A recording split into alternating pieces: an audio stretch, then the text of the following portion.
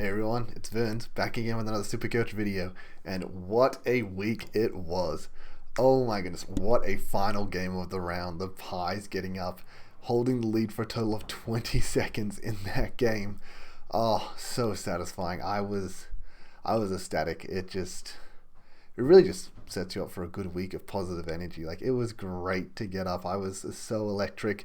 I actually considered recording the last 5 minutes of the game because I could just feel us coming. I could feel the energy, and it just so satisfying, so good. And then to top it off, we had a great Super Coach week. So as we can see, the round rank 1433, which is pretty good.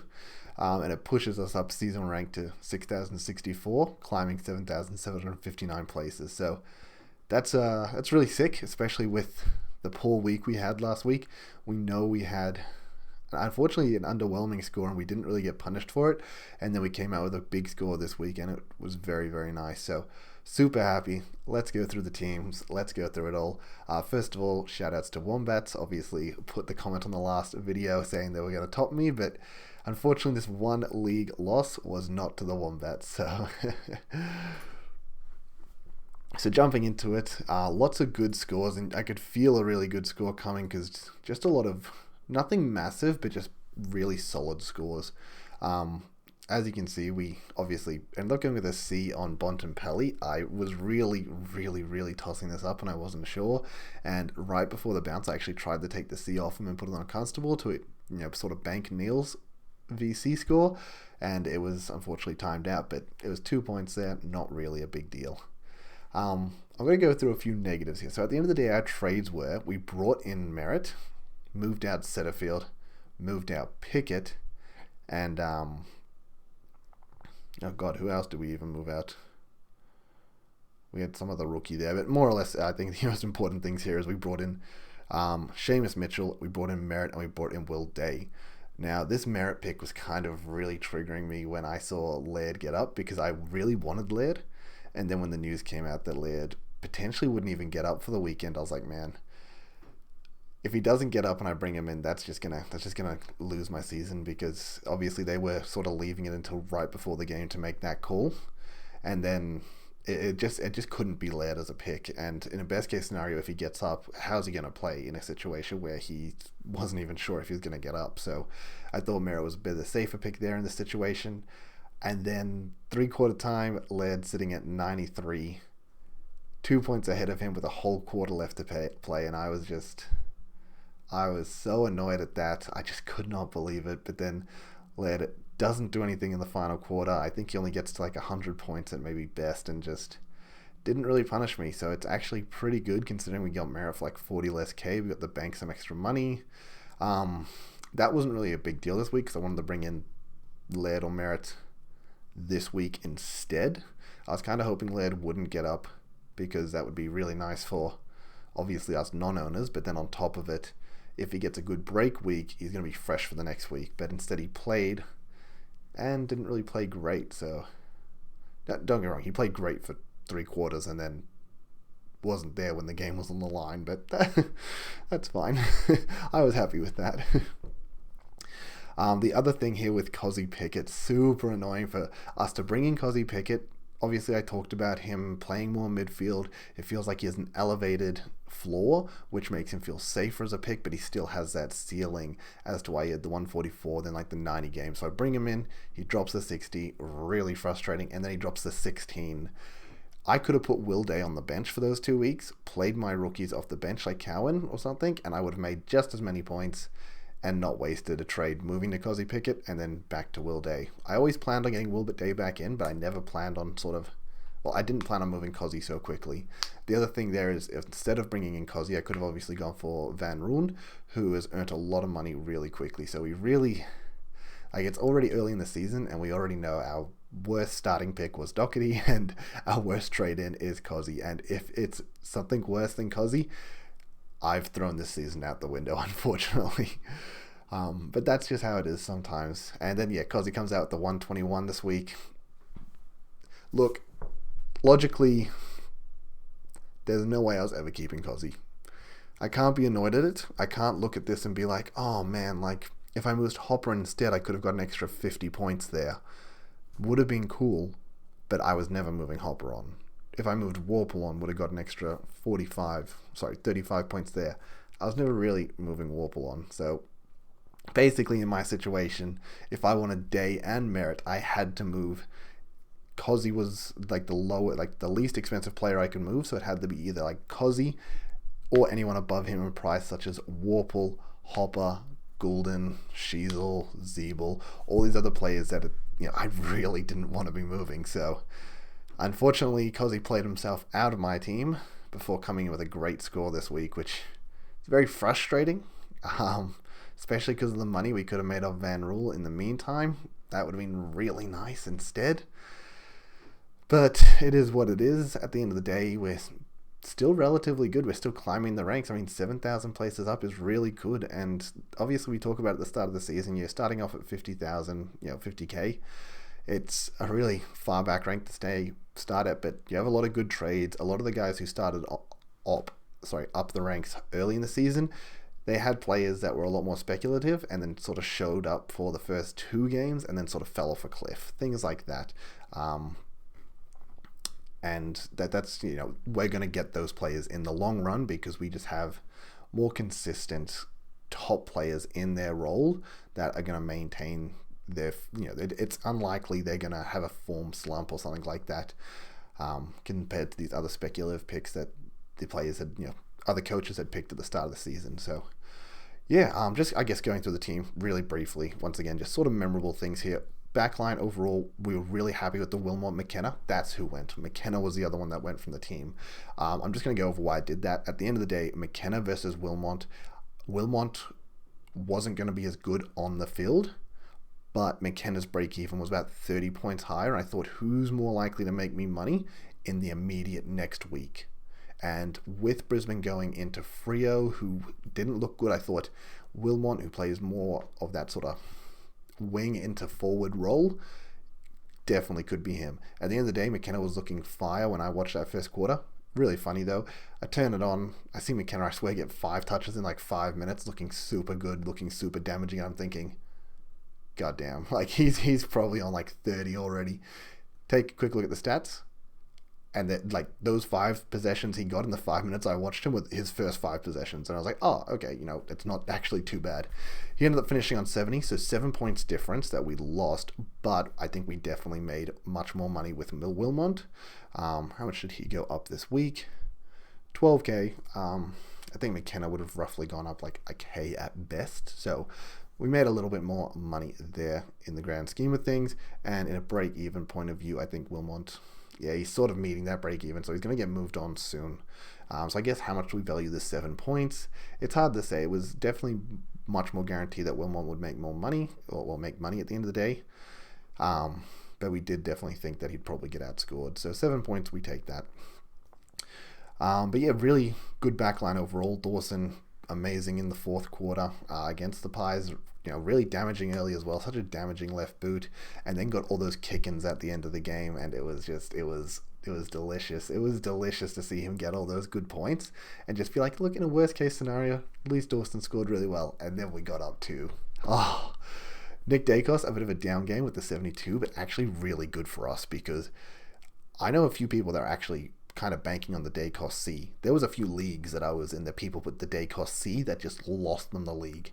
I don't think they were going to beat me anyway, but unless Dacos dropped like a 150, which is definitely in the realm of possibility for Dacos, but we knew Keys was going to him, and this was actually just a good outcome for me. Pies end up getting up, Dawson scores great, Dacos has a bit of a down game, and everyone owns Dacos. And if anything, as I said, people had him as captain, so him having a down game was more beneficial for me, I think. Sinclair, the 109.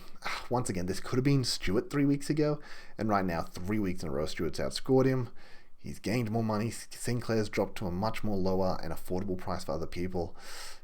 It's not good. The only thing we can ever, as I said, we ever sort of bank on here is Stewart missing a game. We put the risk on the durability of Sinclair playing all season, where Stewart is more likely to miss games here and there. Saying that, Stewart having a great bye, it was a bit of a risk there. Right now, it's not paying off for us. We'll obviously just monitor it as the season sort of goes. Will Day came straight into the team. I think that was pretty obvious for a lot of people. Not even as a budget pick. He's just someone that he had like a 115 average in his last 3 games, not counting round one. Comes out with a 97. He's just a really good, probably best midfielder for Hawthorn, and he has that defense status. So he doesn't need to go, the big 115 plus to be a top 8 mid because he has that defense status. He sort of just needs to go 105 or even low 100s, and you're happy for him as a D6. But yeah, he's a superstar, so really nice. Zeeble doing Zeeble things. Actually took a bit of a stinger in the first quarter and was really happy he managed to get to 100 because he was not scoring well at about halftime. Sorry, I know I said memorable things, but I guess these are all things that I generally have points that I wanted to talk about. Not really Zeeble, but yeah. Bontempelli, as I already talked about, his 200th game, really expecting a big one from him. There was so much hype on it. That's actually what caught me. I had already the Sion Constable after Neil's 124. I was like, you know what, I'll take it. Neil had his revenge game, but he didn't really go berserk, unfortunately, but the 124 was still really nice, and considering my first 3 weeks, I was averaging like a 107 captain score. I guess I'll take that. And then I'm watching the pre-game for the Dogs game, and they're hyping up Bond for the 200th, and the captain, the man who just carries the Bulldogs on his back, and they were just hyping him up so much, and I was like, oh man, how many times this season have I looked at Bond's score, and he's like at 80 at halftime, like, he was into Hawthorn, I'm pretty sure, and Nash ended up going to him and doing a really good job in reality, but I was just sitting there like, oh man, it's a possibility. He really could go another massive score for a big day. If anything, the big day, though, also gives him attention from the other team. They know that the team wants to rally around Bont on these big games, so they put Nash to him. They put that pressure to him. They tried to keep him down. He ends up moseying on to the 122. 2-point difference between him and Neil, so not the end of the world there. But yeah, that's just what sort of got me. I don't know if that got anyone else watching the pregame as well, to put the C on Bont, but it's not a bad thing. Bont is still a superstar, so we're happy with that. Merritt, 91, a little bit annoying. He was getting pressure from Atkins. He sort of went to him and was just keeping him away from it. I remember looking at the stats at one stage and seeing Parrish on 18 disposals and Merritt on like 6. Like, Parrish played amazing. Definitely notable. He had the 110 last week, and then he had only a 107 this week, so not huge, but not bad. That's a 109 average over the last 2 weeks. Still better than Neil, who's technically I got last week, so he's only averaging 100 in my team. But yeah, Parrish was definitely trafficking well for a big game. But Merritt was getting a lot of tackles and still getting involved, and Parrish sort of faded towards the end of that game, which stopped him from getting away with a big one. Also, Hawkins was just ballistic in that game. I'm just going to bring this up, but I know I watched Swizz's little one-on-one Q&A with Supercoach Mama, who talked about bringing in Hawkins last week and then decided against it. And then Hawkins, I'm pretty sure, had a pretty good week last week, and it was like, oh look, I missed that, that's my bad, sort of thing. And then he comes out with the 181. So anyone that got on him, I think last week, would be absolutely laughing. That was just monstrous. I know the guy that won the round had bloody Kerno in his team. He got the VC with Marshall as well, which was really cool. Good players by him. But yeah, Green, Goulden, 118, 119, pretty happy with those scores. What a game. 1 point in it again. Toby Green going nuts, which, I don't know. It's always mixed emotions with Green, but he hasn't really been too much of a dickhead in the most recent years. So, hey, he's doing a lot better with, I think, the captaincy on him. And just, yeah, really showed up. So that was really cool. What a game. What a game again. It's a good week. Hopper with the 71. Richmond losing the bloody Gold Coast. I didn't see this game, but I didn't see them losing that. Him and Toronto, though, pretty all right. I mean, I don't know how long we're going to hold on for Hopper. We still have our 2 boosts, so we're going to be looking to trade up. And he's kind of at his break even. So when we click on the break evens for him, it's a 90, so look, he definitely has the ceiling. They are in the West Coast, so we're probably holding on to him for this week, but he's getting towards probably getting moved on. And as I mentioned, Toronto at the 140, absolutely nuts. 2 weeks in a row of massive scores. He's gone up 100k if you started him, which most people should have. Going to be living it. Into West Coast this week, probably another big game, and it's early on. The question here is, 2 140s in a row. Can we trust the VC on Toronto? It's a good question. Yeah, Warple 88, we're happy with that. Ashcroft 103, definitely happy with that. I would have been fine for him to shave 20 points off and give 20 points to Neil, but that's okay, that's okay. Baker 69, awesome, keep making us that money. Um, Darcy 114, super solid and a good week for us because I think this is another reason we had a big week. Tim English had a down week. He only dropped like a 70, which is awesome for us. A real big week for anyone that doesn't have him to sort of bounce back because he's been absolutely torching us all season. So that's really great, like for us, obviously. But yeah, he wasn't very involved in that game early on, and then I remember him getting like this massive mark. And the second they mentioned Timmy English, like hadn't gotten a disposal around the ground, and they're just like, man, he's basically a midfielder. This isn't very good for him. And then he just gets a mark instantly, like 5 seconds later. You're like, come on, cast is cursed. Calm down, guys. We don't want to hear it. And then he gets a mark inside 50. I'm pretty sure not long after and kicks a goal. I'm like, God damn it! Please stop talking about him, please. Yeah, Marshall 159, awesome. I didn't see that game on the Friday night. I saw George got the VC on him. That's awesome for George. As I mentioned, the round winner had it, so people were definitely on the Port has no ruck train there. Yeah, jumping down in the forward, Dunkley 109, we take it. Rosie, whatever. Sheasel bounced back. For people that were moving on Sheasel, I just got to be honest. I did this last year with Caniglio. It was the biggest mistake that derailed my season. I saw Caniglio's break even go to 200. We had the DPPs coming in of Smith and stuff like that, and I went, you know what? He's no longer a top 6. With all these DPPs coming in, he's dropping to a top maybe F10 to 12 sort of range. I don't need that. And then out of nowhere, he stepped it up and burnt us. And there's no way I was doing that with Sheasel this year. So we keep Sheasel. He goes behind the ball. He's awesome. Great. We love it. If he can keep moseying on and being a keeper for us, that's unbelievable. Chandler comes out, kicks a goal early. Obviously, they absolutely crush North.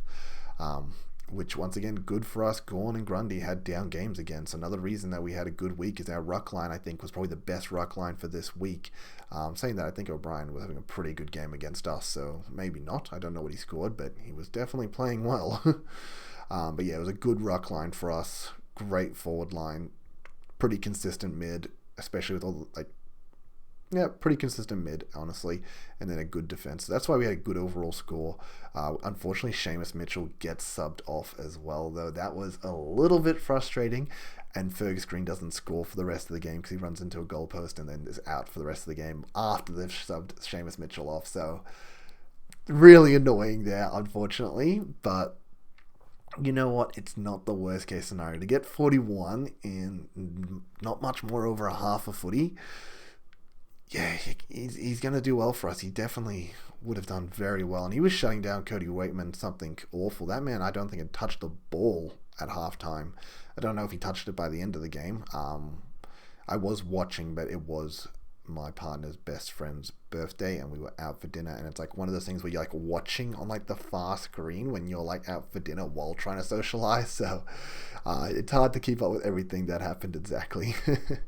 But yeah, that's the team. It was a pretty good week overall. Let's take a look into the future. Next week's captains, I haven't really had a look at this yet, but as I mentioned, can we trust Timmy Taranto with 2 back-to-back 140s?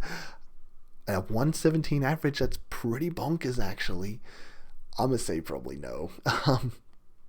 Yeah, I'm going to just say probably no. I want to have a quick look at players here overall. So, Timmy Taranto up to 7th overall on total points. That's been such a blessing for us. Paddy Cripps with a massive game as well. So, anyone that had Cripps, he really has actually been doing really well. Good starting pick compared to most of these other midfielders. Yeah, Danger's been on fire the last 3 weeks. 128 average. Kerno, look, that this just bolsters your score through the roof. But yeah, just wanted to have a quick look at that to see where Taranto was overall with a 117 average. Is he someone we can trust for the VC? Into West Coast, he's a goal-kicking midfielder. He could have a big one, and it's at the MCG too. So, look, he's playing early, so he's a VC option at the end of the day. So you can get a bit risky with your VC from time to time. So it definitely could be a consideration. Carlton's midfield's been a bit questionable, but I probably wouldn't touch anyone in this Carlton-Brisbane game. I just got to be honest. Toronto maybe, GMHBA. Oh, I wouldn't be touching anyone in this game either. Yeah, that's out of the question. Gold Coast, Clary, no Miller. I think that could be a very obvious one for people. Yeah, definitely a Clary. Oh, we have the big rivalry with GWS, Western Bulldogs. I mean, I don't know if it's a rivalry, but I always just think back to when Toby Green gets in bonsai. That's whenever I see this matchup, and pretty sure it's a rivalry because of that. So, the two captains these days as well, because I'm pretty sure, as I said, Green's captains for GWS, and then Bond's captains for Doggies these days. So, kind of funny actually. um, yeah, you could maybe take a risk there. I think English is pretty good as a pick. Hard to say though, because GWS has been scoring really well Supercoach wise and haven't really been too bad. So hard game to say again. I think if you've got Clary, you probably just bank in a Clary here over these games.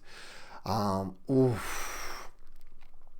Actually, I was gonna say Darcy into Hawthorn, but then I stopped and thought English did have a pretty down game against Hawthorn just then. It is at Optus. Yeah, no, I don't think we risk the Darcy. Yeah, I just don't know if I have anyone on this team.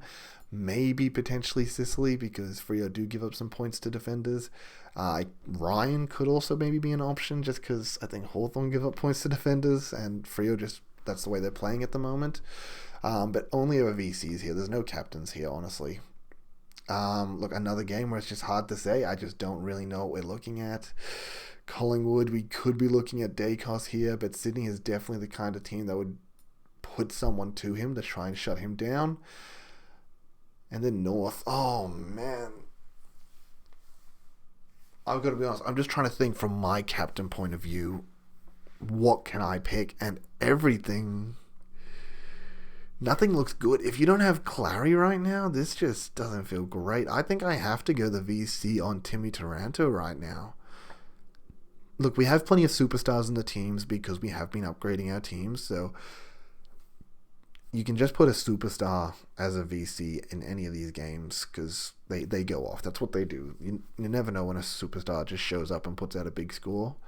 Obviously, there is some factors that we take into consideration, such as opponents and whatnot like that, but yeah, I just can't think of what else we could go with. So I think Timmy Taranto takes the VC. Oh man, how's Bond's history? Let's have a look at Bond's history here against GWS. It's not great. It's not bad, but it's not great. So I don't really like that.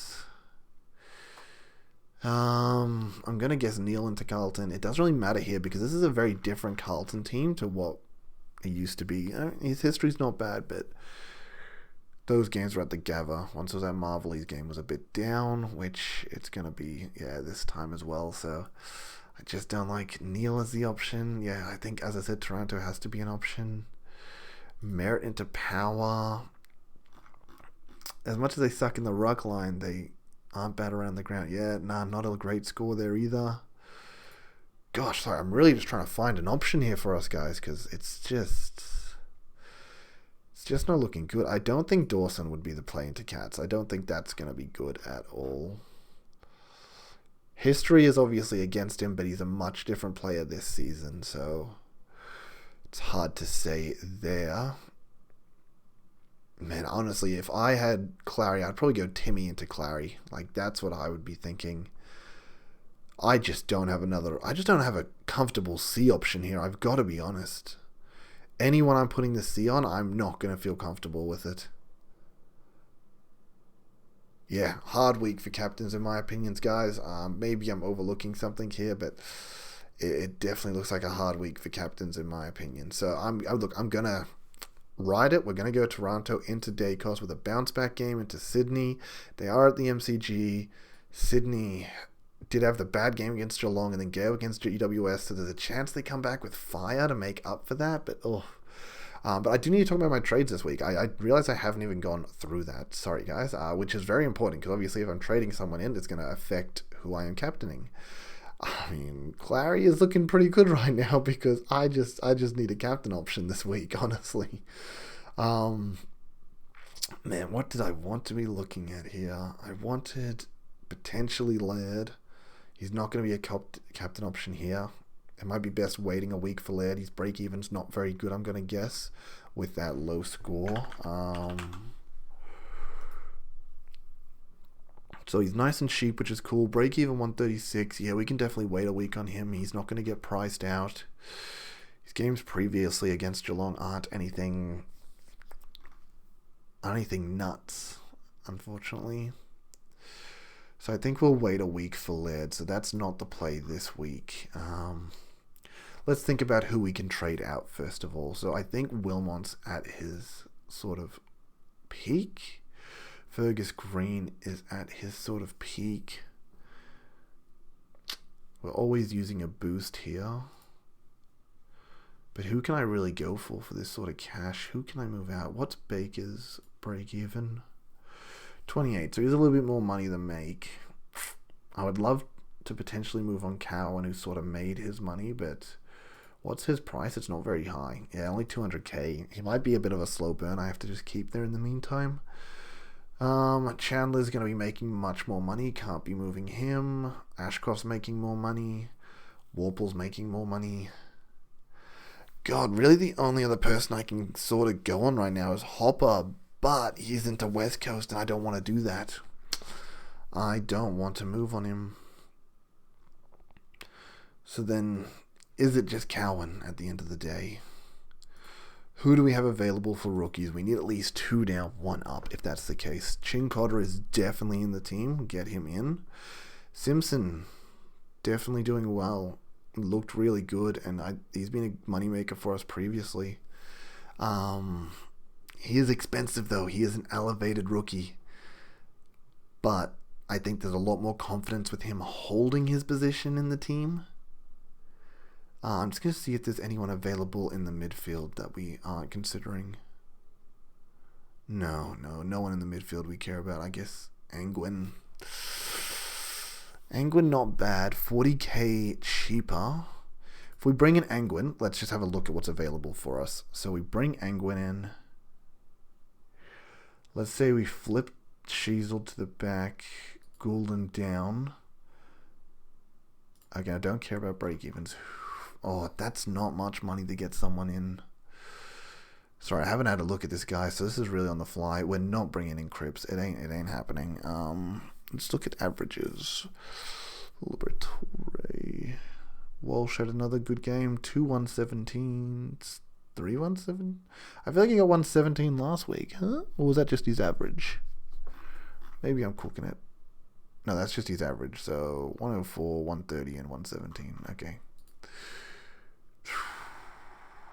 Maybe I saw it somewhere else. 117. Actually, someone I'm playing in my league has it. That's why I would have seen it. Not bringing in Dangerfield. We know he's going to get rested at some point in time, and it's just not what we want. Kelly had a down game, so his break-even's not great. McRae, not great. Parrish got to the 108. God, we're really moving into territory that I just don't like. Caniglio has really been bouncing back in the last few weeks. I just don't know I don't think I want Caniglio. I just got to be honest. I just don't want him because of the ability of him to do games like that right there. And even this, it's his floor is too low. It scares me. I hate it. I hate his floor. I just want a bit more higher variance on the floor. Make me feel a bit safer. Mills is someone we'll consider for the back line later on because he's been just getting a lot of back rotation. There's a good chance he'll honestly just get backline DPP potentially. He also had like 20% forward time as well, which it's really weird, but I think the way they're playing him at the moment, there's a good chance he could be getting DPP down the track. So he's someone that we may consider. We're not going to bring in right now. We're going to let him keep tanking his price, keep doing what he's doing, gets DPP, and then we can potentially bring him in. I mean, his average isn't great. Miller's out in. Okay, let's actually consider actual players we want. Oliver, someone we want in our team. So we have 4 spots available in mid. We want Oliver. We want Laird. And then we do honestly have two. Oh, we want Miller when he's back, hopefully. And then we have like one more spot available. So if I'm not picking up Oliver or Laird, And this is where I could potentially move Baker instead of Cowan. The problem is if Cowan's not playing, we're really killing our cash gen. So let's just move him to the midfield. Okay, whatever. Let's just reset. Everything reset.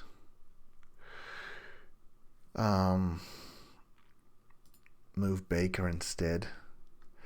We get to 660. Oh, that's pretty nice. We're in range for Oliver at that point. Yeah, it's a 140 break even, but this is a week he could make it, and at worst, he could just do another 130 and sort of stagnate around this price. This might be... He might not drop much lower than this for the whole season. What's his games looking at after this? Pretty sure it's a good run. Gold Coast, Hawthorn, Port, Freo. Oh, man. Next 4 games are pretty juicy, honestly. And his run home is pretty juicy. Oh, man. Yeah, I mean, look, as I said, if I haven't made up my mind on who my 8th midfielder is yet, obviously Took's out of the question.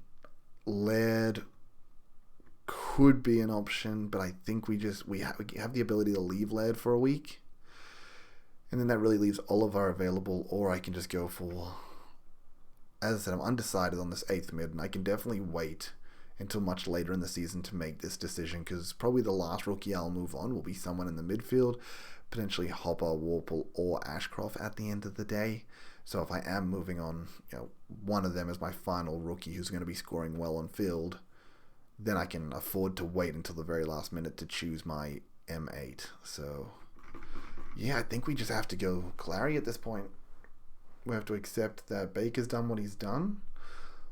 Let's have a look at how this team's looking. Sorry, I'm just walking through my thoughts here, guys, just trying to get it all out on the table. So Karen at this point is kind of dead if he doesn't get back in the team. Oh, I did not mean to click on that. Oopsie. So Cowan, if he doesn't get back in the team, could be dead. Constable is potentially just dead. Doesn't really leave any coverage for defense, which does not feel good. Roberts is dead for 8 to 10. And Davey is on and off, so it's not good coverage in defense or in the forward line. Johnson's going to be out for the next 2 weeks. Is Angwin the rookie I go for? I don't have the money to unfortunately get Simpson. Simpson would be cool, but then I can't really get Oliver this week. And if Oliver's price isn't changing anytime soon, I don't know when I will get Oliver. I do think I have to bring in Oliver this week. I do think that is correct. Ooh. Okay, here we go. Sorry, I was just trying to figure out how to get him on field and not kill myself. Okay, nice. Still got Ashcroft there. Chandler's in a nice spot. We do not have the emergency on you. We could technically put the emergency on Chandler and just use Roberts as the loophole here. So that's fine. Potentially put the C on Oliver, I think, could be good. Yeah, I'm actually really happy with how that looks. That looks pretty good to me. Very comfortable mid. And unfortunately, we don't have any backup here, but obviously we're playing Chinkonda on field because there's literally no point in running an emergency here. Yeah, Swans have one of the later games. The only problem here is technically if Chandler goes poorly and I move Mitchell on, I don't have Roberts as the VC loop. Oh, the game's actually really early, so at this point I can actually just use Madden as the VC loop. Yeah, definitely. Okay, easy enough. So the VC loop for Madden if need be. We have the loop for Chandler as well, which is good. And then we don't have a loop in defense. Technically, Johnson's also a loop. Technically. Yeah, he definitely could be. I mean, there's no reason not to play it safe. Let's push at the emergency on Ashcroft in the first game. For some reason, if he was just to get absolutely destroyed, drop a 30 or something, then we can look at putting Angwin or Davey on, depending on who plays. So definitely something to consider. I think, yeah, I'm pretty happy with that. Lots of flexibility here to try and make sure we bank the best score possible. As I said, it feels really hard to choose a captain this week unless you're literally going Timmy into Clary. So now I've got that available. I'm happy with how that looks. So awesome. Yeah, team looks good at the end of the day. Let's take a look. 1 rookie, 3 rookies, 1 rookie, so 5 left, and 2 of them are mid prices, so they're really not that bad on field at the moment. So just 3 rookies to get off field. Ashcroft's been pretty good too, so he doesn't even feel that bad on field. Chicota's been playing pretty well, so he doesn't feel too bad. It's, yeah, feeling pretty good, honestly, guys. So hopefully we can back up a great week with another great week. I'm super keen for it. Tell me about what you're thinking in the comments below. How your team went, all those fun things. Call me out. Tell me if you're going to beat me this week. Unfortunately, Wombats made the call and didn't live up to it, so I want to hear if you think you can take me this week. I will call out who did beat me this week. We'll take a look. It is the orange team, dropped at 24-45, so well done to them in YouTube League number 1. But yes, managed to get the Wombats in YouTube number 2. So yeah, just as I said, feel free to comment. Thanks for listening to the video, guys. Yeah, I enjoy it.